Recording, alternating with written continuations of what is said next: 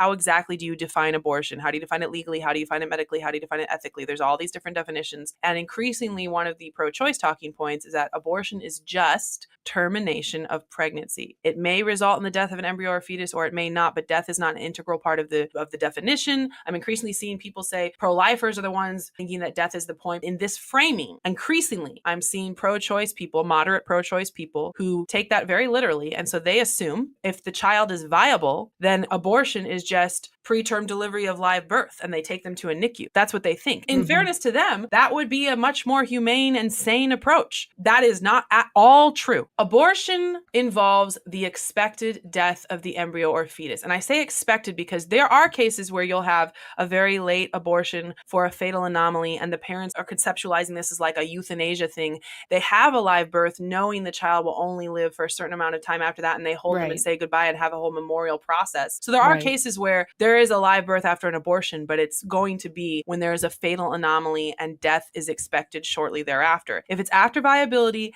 and there's no other health problems with the fetus, they will induce demise first, because the point of abortion is not only termination of pregnancy. The point of abortion is that you do not have a live child you are responsible for at the end of it. That is the point.